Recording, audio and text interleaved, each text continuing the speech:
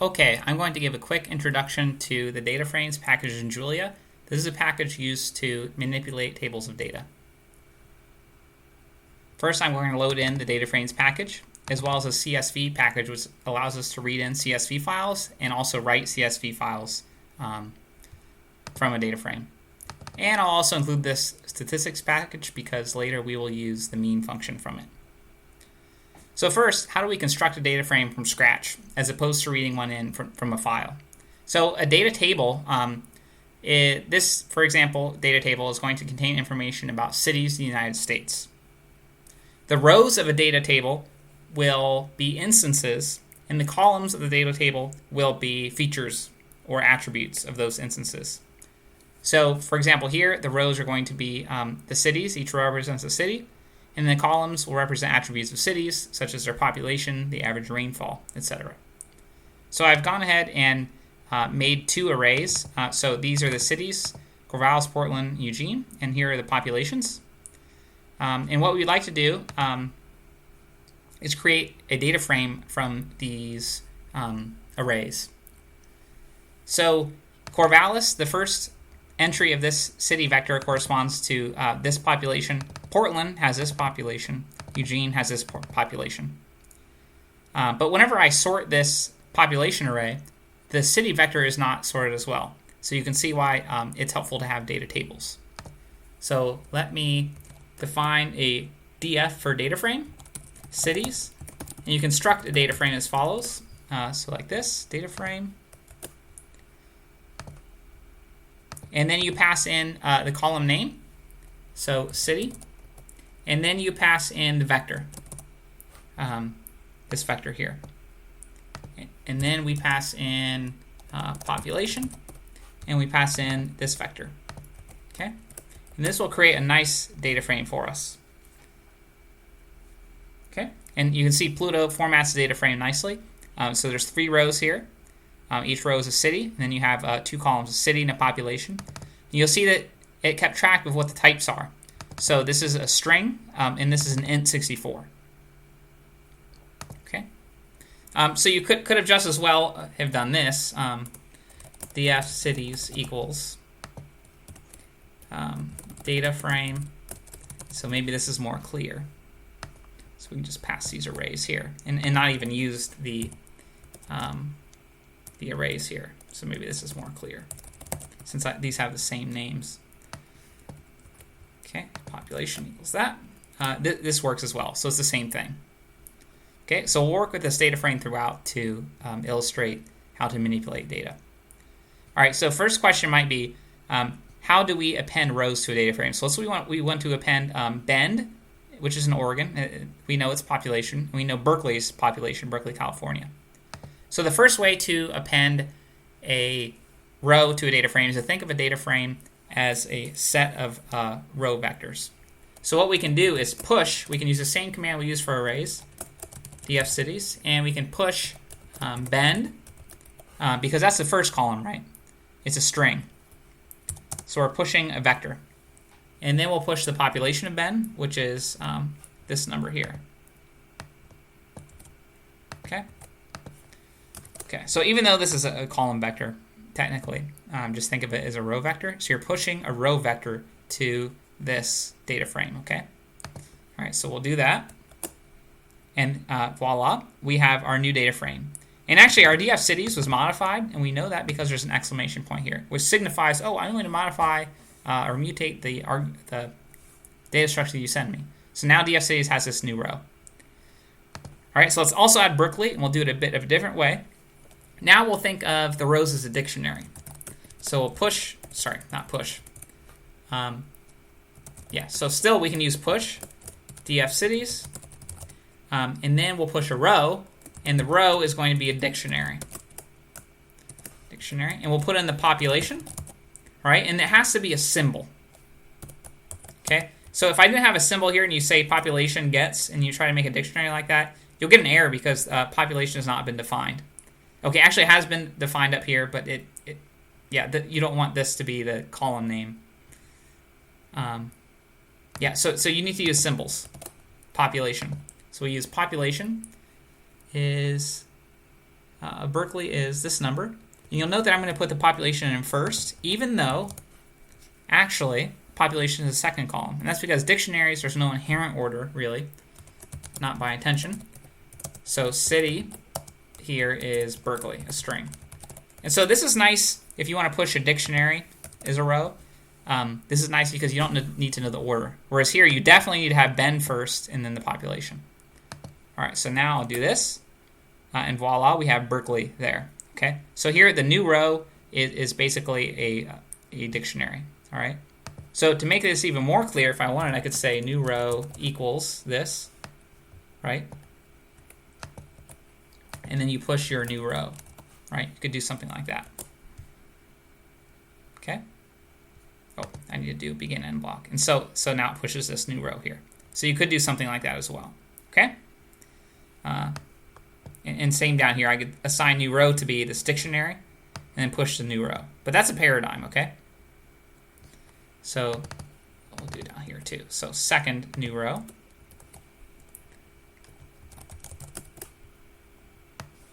Equals this. Maybe it's more clear like this.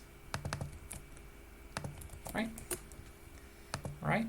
And there we go. And it added it again, okay? But I don't want to do all this twice, so I'm going to go ahead and redefine this so that I only add the row once. Okay, so there's Bend, there's Berkeley. Fantastic.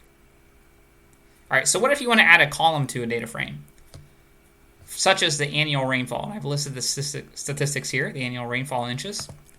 You can add a column to a data frame. There's really two ways. So first, you could say sort of like an array. So for an array, you would do something like this and say rainfall equals, and then you could have an array of rainfalls. So I'll type these in here. And they have to be in the same order as the rows, okay? So let's check that the rows above are indeed Corvallis, Portland, Eugene, Bend. Corvallis, Portland, Eugene, Bend, Berkeley. Yep. So you can simply assign it like this. And let's see if this works. So I'm expecting this not to work. But it's basically like an array, right? So I want all of the rows, and then this is a column. But instead of giving a number for the column like you would an array, you give a symbol. Okay, so the columns are stored as symbols, right? No, so I should say df cities. Yeah, and this should modify. Okay, it worked. So df cities. Okay, yep, and there we go. Now we have a new column, rainfall. Okay. So that's way one. So this is way one. Treat it like an array, except columns are called by symbols, not ints. Okay. So technically this is the third column. Okay. So that's what's nice about a data frame. It's sort of like an array, but the columns are. It's sort of like a 2D array, but the columns have names associated with them. And that makes it more interpretable, easier to work with. All right, so there we go. We have our data frame with a new column. To illustrate the second way, what I'll do is also add a column with what state it is, okay? And for that, we'll use the insert columns function. So this is another way, way two. And this allows you to insert a column at a specified location. So note that the new column is the rightmost, right? And let's say we want to put one right here in between. So between population and rainfall. What we can do is use the command insert calls.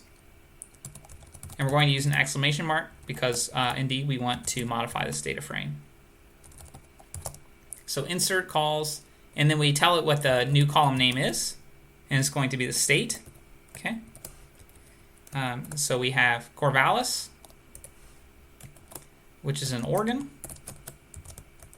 Portland, which is in Oregon, Eugene, Oregon, and finally Berkeley is in California. All right, so that's going to be that new column. And what we'll do is insert this as the second column, okay? Say we want that to be the second column. So I'll hit play, and voila. We have now state is a column, it's a string, and it's been inserted in between these as opposed to at the end. All right, so now you might want to know how many rows or columns are in the data frame. You can do that by getting the size of the data frame. And it returns the number of rows by number of columns. So number of rows, comma, number of calls. Okay, there's 5 rows, 4 columns. All right, so let's say we accidentally made a mistake. So rainfall, let's say I miss an L here, okay? Here, let me redefine it. Okay, so we can redo this. Let's say I made a blunder, okay? Or I read this in from a text file and there's from a CSV file and rainfall is spelled incorrectly, okay? So what we can do down here is rename a column.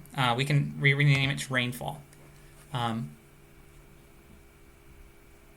So what we can do is, let me search for rename. Use the rename command. Okay, and this gets an exclamation mark. Okay. So this gets an exclamation mark, okay? And that's because we're going to modify it. And basically, you take the old column name, rainfall, which is spelled incorrectly, and we'll map it to rainfall, which is the proper name. Okay. And now let's see, what do you get? Okay, nice. And this returns the data frame, even though you're modifying it. But yeah. And so now, see, rainfall is correctly spelled. So that's how you rename a column.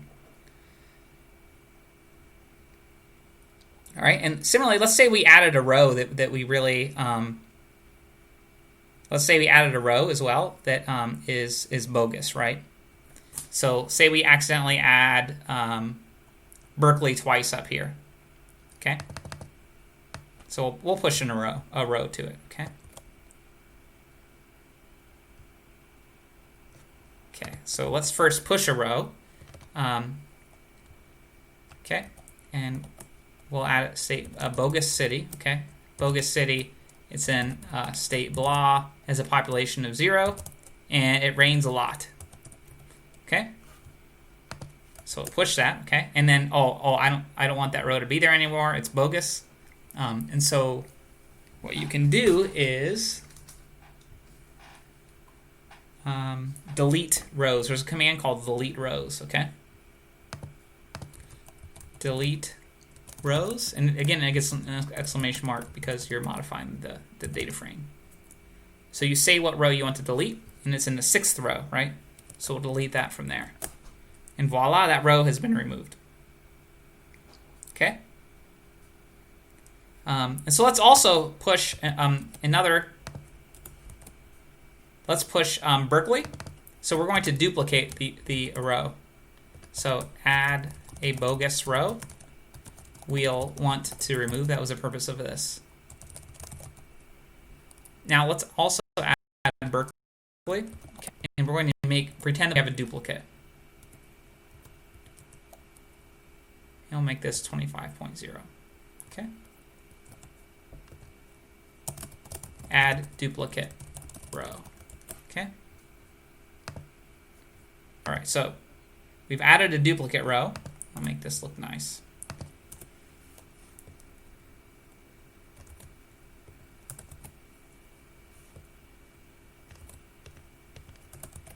So I'm just setting myself up to really illustrate this function. So add a duplicate row we'll want to remove, okay?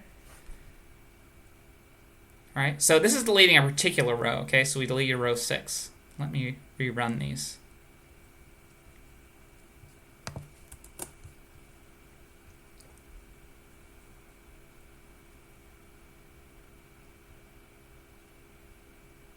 Okay, so now you can see Berkeley is repeated twice by my own construction here. You might want to automatically go through and remove rows that are redundant. And to do that, you can use unique with an exclamation mark and pass df cities. And what this will do is look for the unique rows and only it will delete the duplicate rows basically. Okay.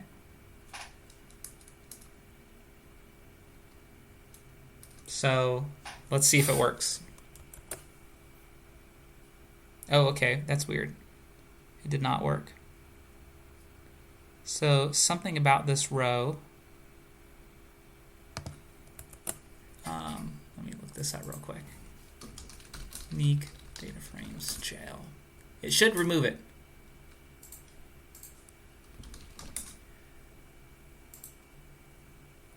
Yeah, you can remove data frame with unique rows.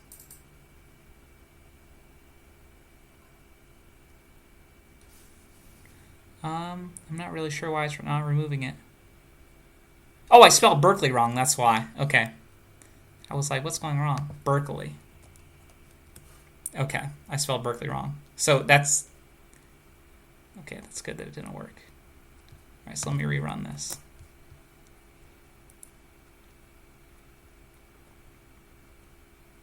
All right, let's go look at this again. Okay, here it is.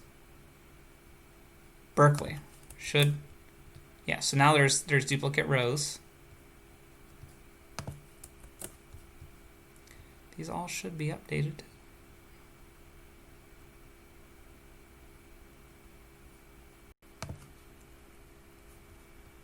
Okay, oh yeah, here it is. So now there are duplicate rows. And now let me go down here. And after I called unique, look, the duplicate rows are deleted indeed, okay? So it wasn't exactly duplicate the way I added it. But yeah, so it deleted the duplicate row. Fantastic. All right, you can also delete a column if you like. So let's delete a column. Let's add a new column. We'll first add a bogus column. Equals, and we'll make them integers, okay? 4, 3, 2, 3. So I'm adding a bogus column.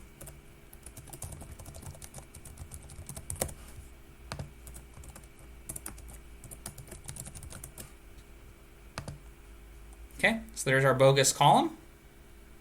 And now we want to delete it.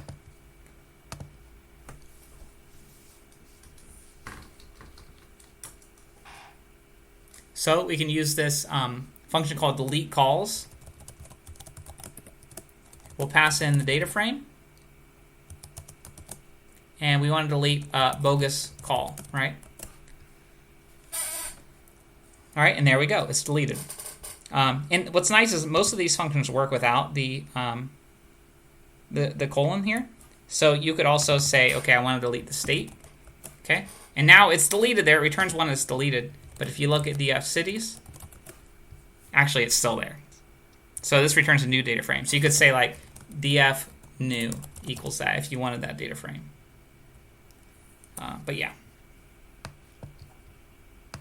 So I don't want to delete by state. I want to delete the bogus column. Yep. All right, so that's how you delete a column. Okay. So if you want to know what columns are in the data frame, you just say names, df cities, and it will return the column names. And what you'll expect to see is an array of symbols.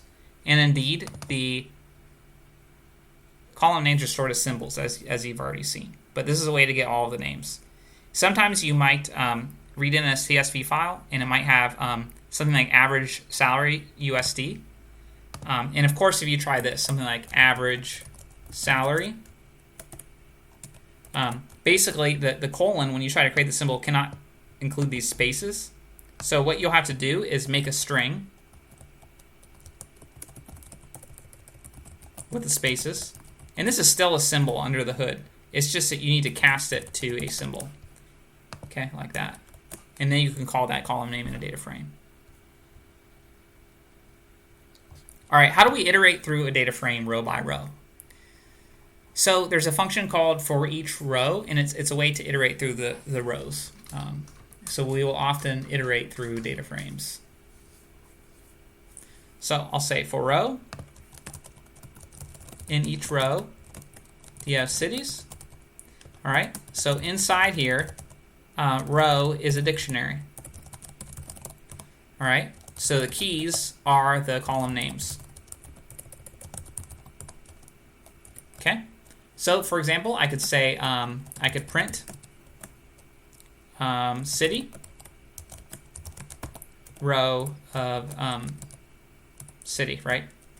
And then it's basically looping through the rows, and inside this loop you have the row, which is a dictionary, and you call a city attribute, and it'll print out the city. Okay. Now remember, you have to go into Pluto, into the terminal to see what's being printed. And you can see, okay, it's printing Corvallis, Portland, Eugene, as desired. All right, so you might want also to say has a population of row population. Okay, so I'll get rid of this so there's not a new line that's printed. Okay, all right. All right, so now I'll go back to my terminal. All right. Oh yeah, here it is. Corvallis has a population of that. Portland has a population of that. So you can loop through a data frame like that and do operations on the rows.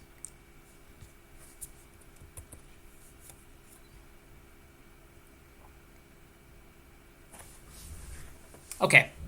Now, let's say that we want to retrieve a certain column of a data frame. The first approach is to treat it like an array. Okay? So we want all of the rows, and we want the population column. Okay? And then you'll return an array. So the columns are actually arrays under the hood, and since the population are integers, it will return an array of ints. All right?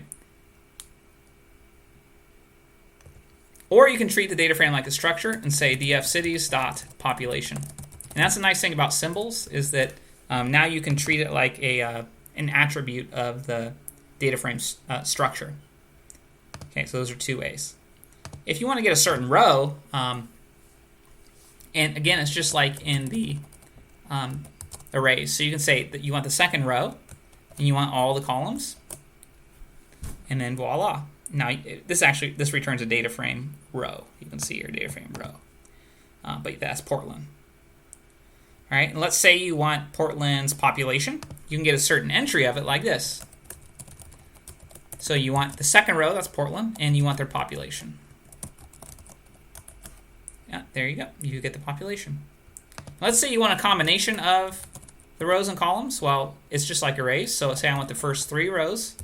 All right, and let's say I want the city and the state. Then I can pass an array of the column names that I want. Okay, and then it returns a new data frame only with those columns and with those rows. All right, let's say I want to find the unique entries of a column. So let's say I want the unique state. Okay, so I wrap that in a unique, and this is a function of base Julia, really. This isn't a data frame's functionality, but it will give you the unique values. Okay. All right, so now querying a data frame. Let's say we'll learn by example. Say we want to query all rows where the city is Corvallis. All right, so I don't want to memorize what row Corvallis is, so I want to search through the data frame, find out what's Corvallis.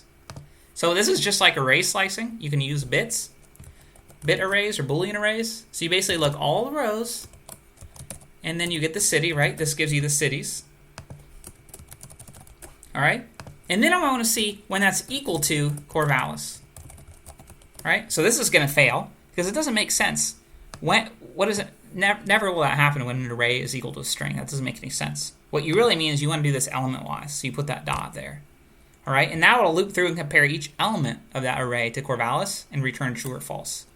You get true, false, false, false, false. Okay? And basically, we can slice the data frame based on this. All right? So we can say df cities, and that's the rows we want. We want to call these rows, and we want all of the columns, okay? And voila, we've returned the data frame, which is Corvallis, okay? And let's say if we don't want it be to equal to Corvallis, you can say, okay, I want all of them but Corvallis. And now they're all but Corvallis. Okay. A really nice data frame way to query something is via the filter function. So we can make a filter function, and we'll put an exclamation mark. Well, let's not put an exclamation mark, even though it works with it, because I just don't want to modify the data frame. So we can call filter, and the second argument is actually the data frame. Okay, the first argument is a function, and it takes in a row as input, and it maps the row to a true or false value based on whether or not you want to keep the row or throw it away. Okay, So basically, we take a row, and we're going to make an anonymous function, meaning that we're not giving it a name. So I want to take a row and map it to, and again, we're thinking about a row as a dictionary, right? Just like how we iterate over a data frame in each row and treat each row as a dictionary, here we're going to do it as well. So we look at the row, and then we look at its city. So it's a dictionary. We're calling the city of that row. So think of yourself iterating through the rows of the data frame. All right, we want to find one that's equal to Corvallis. And only when that's true is when we want to keep that row. Okay, and voila, we've got it. And now we don't need the dot because you have to think of yourself iterating through the rows. This is truly just a string right here. This row city is a string. All right, so you can do not equal to. It still works with the dot, but you don't need it. So that's filter, and we'll use that quite a bit. It's a way to filter out certain rows according to certain criteria. And this could be a really complicated thing right here, right? You can imagine you could write a big function that has all sorts of conditions. All right? And how about if we want to query all cities where the population is less than 500,000? Similarly, all right, let's do a filter. And now we want to look at the population. And we want to see when it's less than 500K.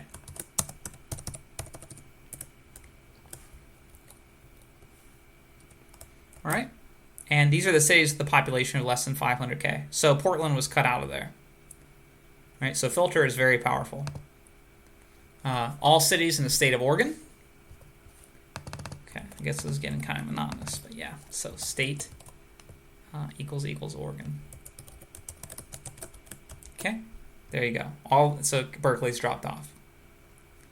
Sorting. This is a really nice thing about data frames. You can sort the rows. You can sort by a certain column, and then all the other the rows will move with each other. So you can use the sort command, and again, this can be with an exclamation or not. So we'll make it with an exclamation.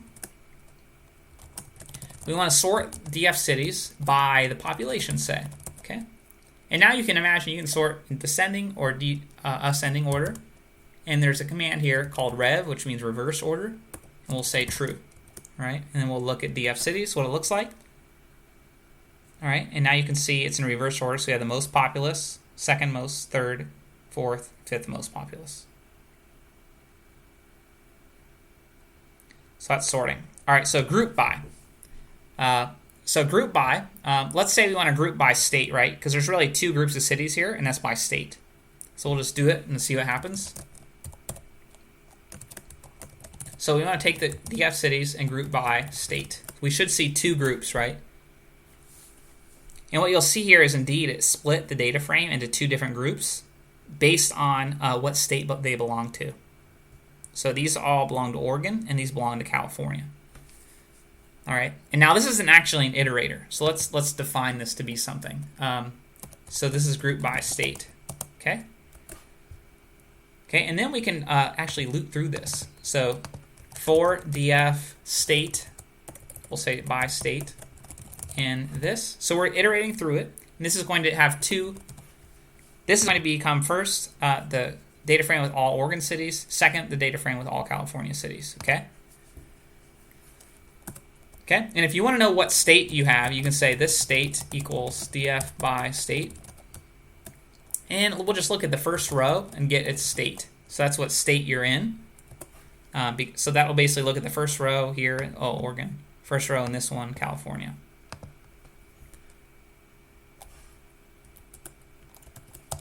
So to which state does this group correspond? That's one way to get it. Okay, and now we can operate on these in chunks. So what we could do, for example, is look at the average rainfall by state. So let's do that. So average rainfall in this state equals, and basically we can goes DF state, right? And then this is a data frame here. So we can look at all the cities, look at the rainfall, right? And then we'll take the mean. Okay, so now we'll print that. So print line, average rainfall in this state is this, okay?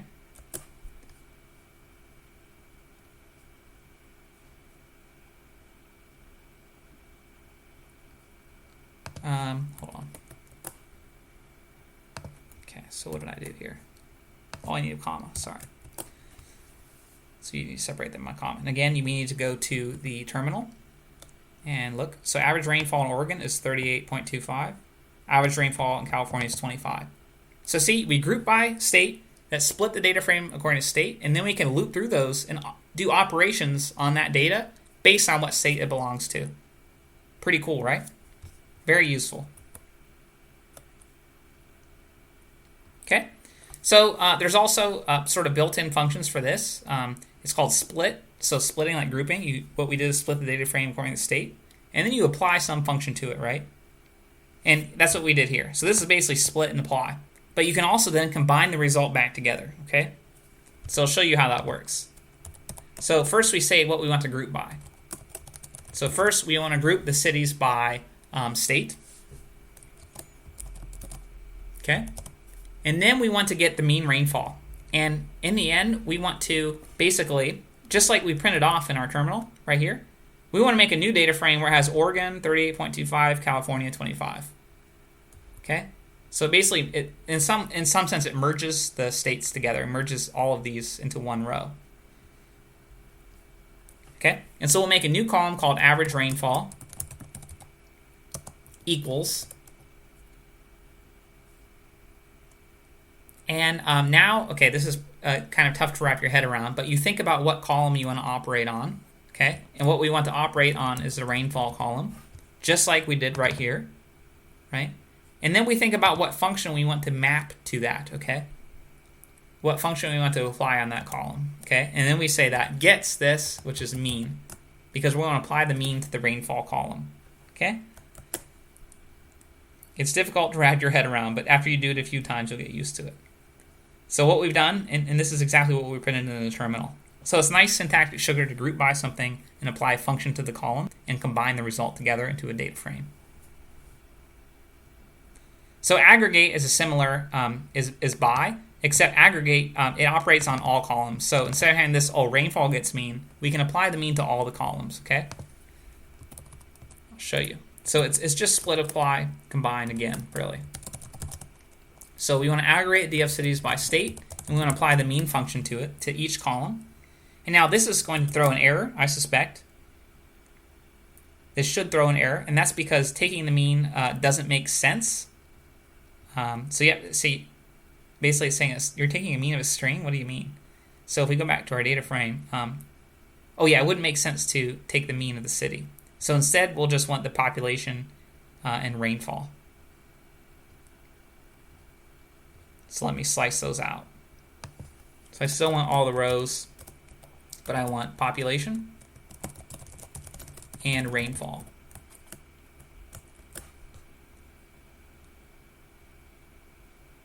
Oh, I need to include the state there too, sorry. Yeah, because it needs to know how to group it. Okay, so basically we get the same thing as before with the rainfall mean, but now we have the population mean here as well, okay? So we took the mean of the population. Okay, so this applied the mean function to all of the columns.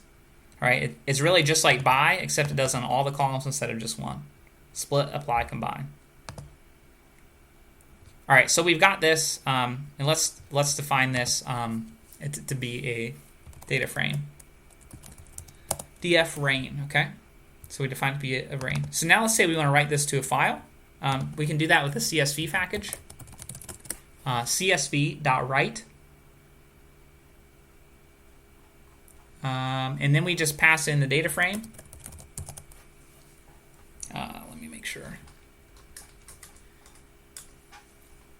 Oh, yeah, so we actually need to say what file we want and then the data frame. So rainfall.csv. Okay, and should run. Oh, voila, we have rain.csv. And what you can do is you can actually run shell commands in here. So you can cat rainfall.csv. Okay, it's not showing it, but yeah, let's go to the terminal. And you can see it wrote a CSV file. I'll just show you. So see this rainfall file here? That was just written. So rainfall, and I'll look inside. So you have the column name, state, average rainfall, separated by commas, comma separated value, and you have your two rows. Okay? So that's a way to write it to file.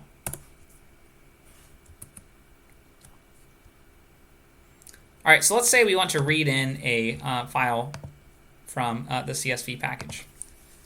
So what I have here is, let me go back to my terminal, I'll show you. We have this file incomes.csv.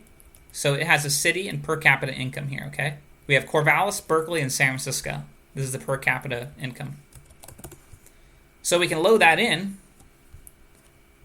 So df salary equals csv.read incomes, okay?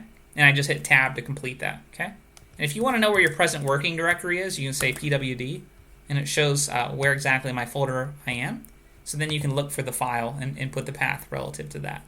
So maybe you need to go back a directory and go into lectures, something like that. But here the file's right here, so yeah. So I'll put this in here so that you can see.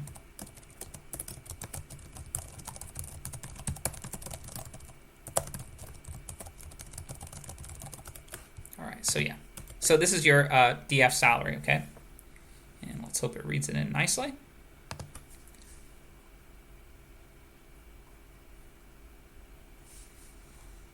Oh, I think CSV might be compiling.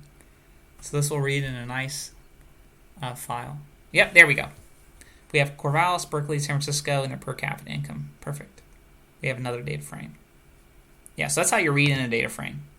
And you can see it inferred that it's a string. Oh, this is an int. All right, join. So look, we just created a data frame, and it has cities in it. Okay, but it didn't have this column per capita income. So what would be nice is to combine the two data frames, i.e. join them, because there are rows in common, right? So we'd like to take this per capita income and assign it to be a new column of the other data frame. The problem is that we have a new city here, San Francisco, which wasn't in our old one. So what do we do? Furthermore, there are many cities in this data frame here that we just loaded in that are missing.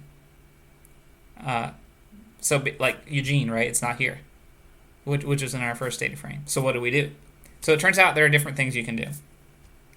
Okay, but basically we want to append this as a new column to the other data frame and do something special for San Francisco and for Eugene, right? So there are 7 types of joins you can read about here. So yeah, this is a subtlety. San Francisco is in DF incomes. Let me call this incomes. Okay, San Francisco is in DF incomes. It's missing from DF cities. Bend, Eugene, and Portland, they're in DF cities, but missing from DF incomes. So what do you do? So in an inner join, what you do is you only keep rows where there'll be in column, where there's cities in common. So basically, you'll only keep Berkeley and Corvallis. You'll throw out San Francisco. You'll throw out Bend, Eugene, and Portland. All right. So let's do an inner join. So we'll call this df inner join equals join. We want to join df cities and df salary on. So on says how are you going to want to join them? Do you want to join them based on, so we want to join them based on the city, right? So this is basically the keys for joining, right? So basically what it's going to do is look at the city column, find Corvallis in this data frame, then look at the city column of the other data frame and find Corvallis there. And then it knows where to put the per capita income. Okay? You can imagine you can write your code for this, but it would be extremely slow. They've optimized it here.